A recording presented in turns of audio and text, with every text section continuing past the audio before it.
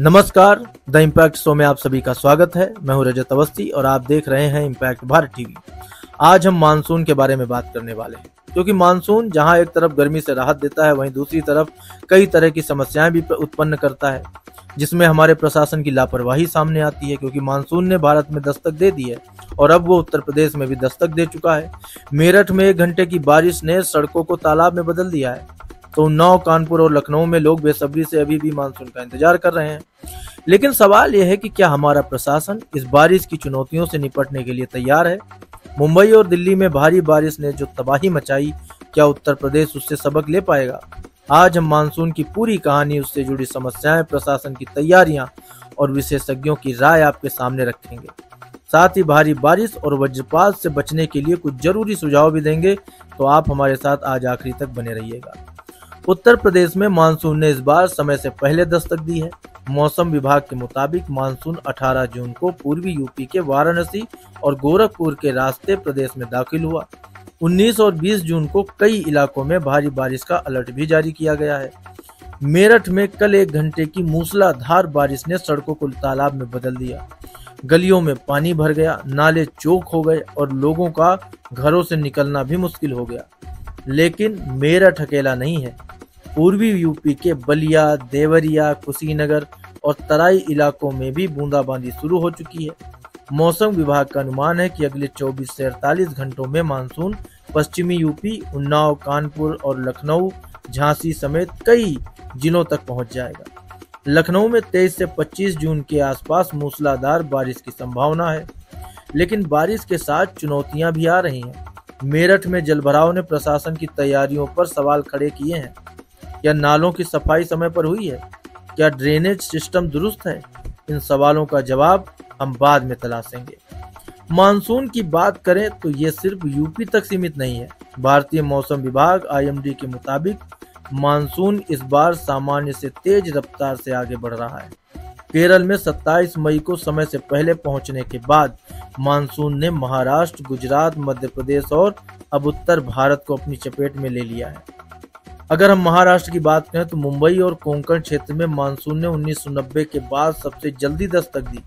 लेकिन भारी बारिश ने जलभराव और ट्रैफिक जाम की समस्या पैदा कर दी। वहीं अगर दिल्ली की बात करें और दिल्ली NCR की बात करें तो दिल्ली में मानसून 19 से 25 जून के बीच पहुंचने की उम्मीद है, जो सामान्य से 7 से 10 दिन पहले है। लेकिन प्री मानसून बारिश ने पहले ही जलभराव और ट्रैफिक की समस्या खड़ी कर दी है। वहीं अगर अब हम बिहार और झारखंड की बात करें तो यहाँ मानसून 8 से 12 जून को पहुंचा और भारी बारिश से कई इलाकों में बाढ़ जैसे हालात बन गए।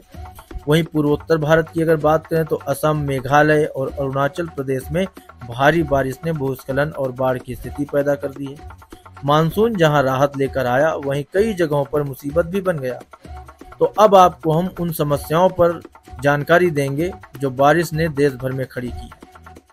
बारिश ने जहां गर्मी से राहत दी, वहीं कई शहरों में ये आफत बनकर बरसी। तो पहले बात करते हैं मुंबई की।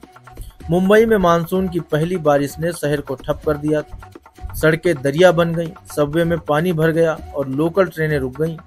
बृहन मुंबई महानगर पालिका यानी कि BMC ने दावा किया था कि नालों की सफाई पूरी हो चुकी है, लेकिन जलभराव ने उनकी पोल खोल करके रख दी। अंधेरी, धारावी और दादर जैसे इलाकों में लोग घंटों ट्रैफिक में फंसे रहे। मौसम विभाग ने अगले 48 घंटों के लिए रेड अलर्ट वहां पर जारी किया है। लेकिन क्या BMC इस बार तैयार है? ये सबसे बड़ा सवाल है। दिल्ली की कहानी भी कुछ अलग नहीं है। प्री मानसून बारिश ने राजधानी में हाहाकार मचा दिया। मिंटो रोड, ITO और कनॉट प्लेस जैसे प्रमुख इलाकों में जलभराव ने ट्रैफिक को जाम कर दिया। दिल्ली नगर निगम, MCD और PWD ने नालों की सफाई के दावे किए, लेकिन बारिश ने उनकी तैयारियों की हकीकत सामने लाकर रख दी। लोग सवाल उठा रहे हैं कि हर साल बारिश में दिल्ली डूब क्यों जाती है? यूपी के मेरठ में भी यही हाल है। 1 घंटे की बारिश ने सड़कों को तालाब में बदल दिया। नालों की सफाई न होने और ड्रेनेज सिस्टम की खामियों के चलते ये बड़ी समस्या बन गई और स्थानीय प्रशासन पर इसने सवाल भी खड़े किए हैं। स्थानीय लोगों का कहना है कि हर साल बारिश से पहले बड़े बड़े दावे किए जाते हैं, लेकिन हकीकत में कुछ नहीं होता। सवाल ये है कि क्या हमारा प्रशासन बारिश की इन चुनौतियों से निपटने के लिए तैयार है? हर साल जल भराव, ट्रैफिक जाम और बिजली कटौती की समस्या क्यों दोहराई जाती है? क्या हम उन देशों से सबक नहीं ले सकते जहां मानसून जैसी प्राकृतिक आपदाओं से निपटने के लिए बेहतर इंफ्रास्ट्रक्चर है? देखो, प्रशासन हर साल, क्योंकि मानसून हर साल आता है और प्रशासन हर साल यही दावा करता है कि इस बार जो दिक्कतें आम जनता को हुई हैं वो अगली बार नहीं होंगी। लेकिन क्या इन सब चीजों में जरा सा भी बदलाव देखने को मिलता है?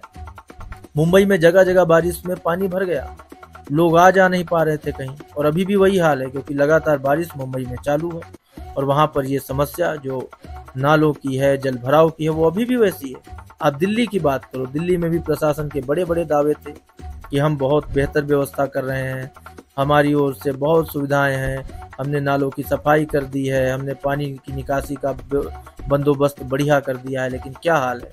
प्री मानसून, अभी तो मानसून ठीक से आया भी नहीं है, लगातार जो बारिश होती है वो हो भी नहीं रही है, अभी तो बारिश होती है और रुक जाती है, यानी प्री मानसून पे है। उस समय अगर ये हाल है, धौला कुआं जैसे इलाके में जल भराव इतना ज्यादा हो गया कि वहां पर ट्रैफिक की समस्या खड़ी हो गई, आवागमन रुक गया, तो अगर वहां पर ये हाल अभी से है तो फिर आगे क्या होगा? वहीं उत्तर प्रदेश की अगर बात करें तो बड़े बड़े शहरों की हम बात कर सकते हैं, उसमें लखनऊ भी आता है, कानपुर भी आता है, उसमें मेरठ का हाल आप देख चुके हैं, घंटे की बारिश ने क्या हाल कर दिया, सब सड़कें पूरी तालाब बन चुकी थी। तो इन समस्याओं का समाधान क्या है? अब आपको हम मौसम विशेषज्ञ और आपदा प्रबंधन विशेषज्ञों की राय भी बताएंगे।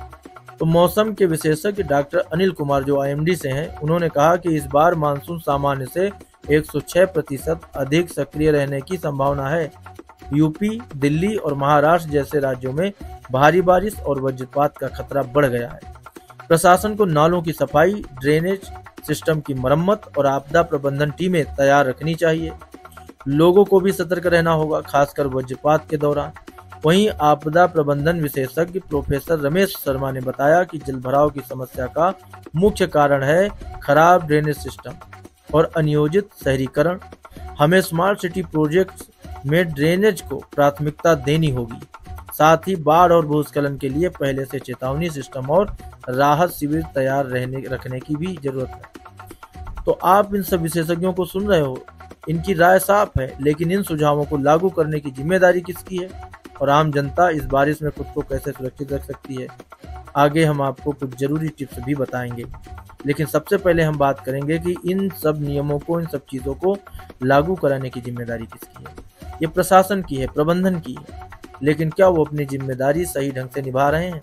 इस विषय पे बात करना जरूरी था, क्योंकि कोई भी, मैं फिर बोलूंगा, कोई भी न्यूज चैनल इस विषय में बात नहीं कर रहा है। किसी ने नहीं बोला कि आने वाली बारिश में फिर वही चीजें दोहराई जाएंगी, फिर वही समस्याएं खड़ी होंगी और इस पर लोगों को ध्यान देना चाहिए, प्रशासन को इस पर काम करना चाहिए।